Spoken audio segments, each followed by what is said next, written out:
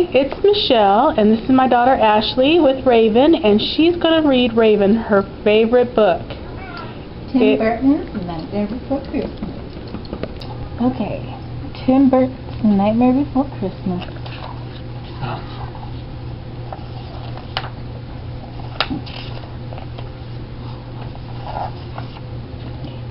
It was late one fall in Halloween Land, and the air had quite a chill.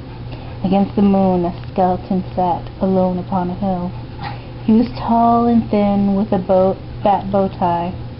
Jack Skellington was his name. He was tired and bored in Halloween Land. Everything was always the same. I'm sick of scaring, the terror, the fright. I'm tired of being something that goes bump in the night. I'm bored with leering my horrible glances, and my feet hurt from dancing those skeleton dances. I don't like graveyards, and I need something new.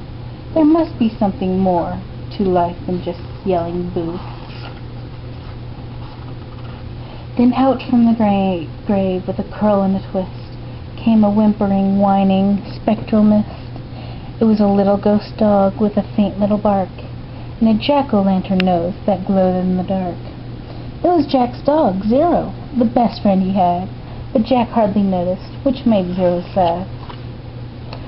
All that night and through the next day, Jack wandered and walked. He was filled with dismay.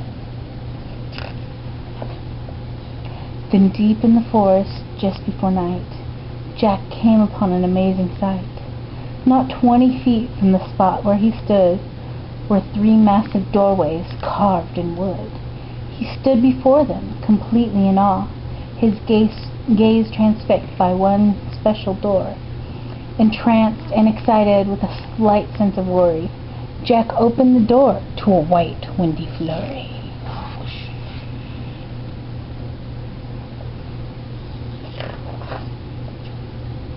Jack didn't know it, but he'd fallen down in the middle of a place called Christmas Town.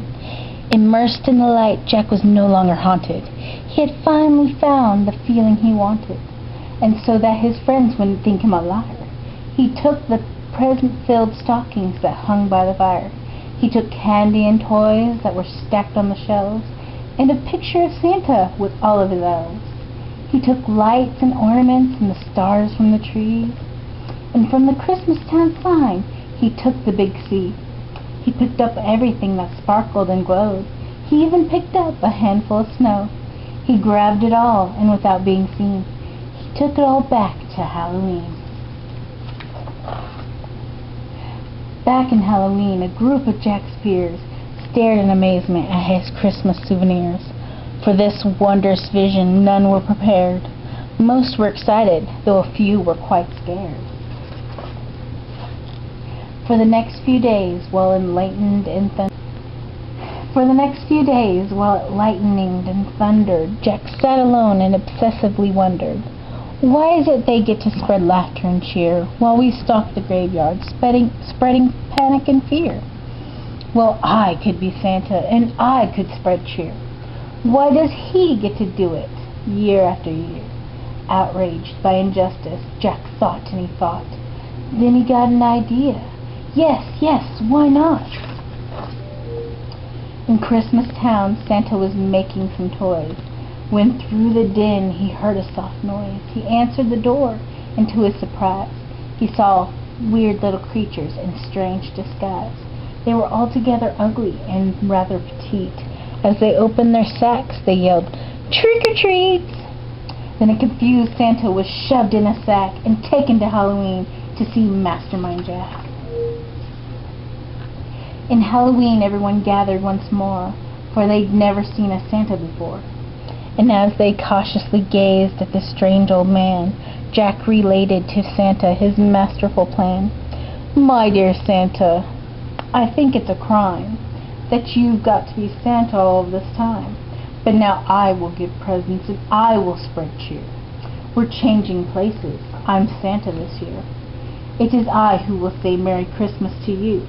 So you may lie in my coffin, creak doors, and yell boo.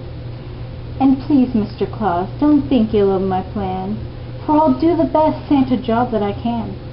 And though Jack and his friends thought they'd do a good job, their idea of Christmas was quite macabre. They were packed up and ready on Christmas Eve day, when Jack hitched his reindeer to his sleek coffin sleigh. But on Christmas Eve, as they were about to begin, a Halloween fog slowly rolled in. Jack said, "We can't leave. This fog's just too thick. There will be no Christmas. I can't see St. Nick." Then a small glowing light pierced through the fog. What could it be? It was Zero, Jack's dog. Jack said, "Zero, with your nose so bright, won't you guide my sleigh tonight?" And to be so needed was Zero's great dream. So he joyously flew to the head of the team. And as the skeleton sleigh started its ghostly flight, Jack cackled, "Merry Christmas to all, and to all a good night."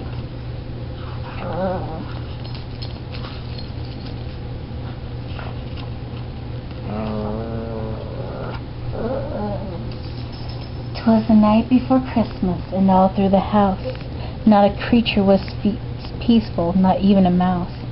The stockings all hung by the chimney with care, when opened that morning would cause quite a scare. Let's end that.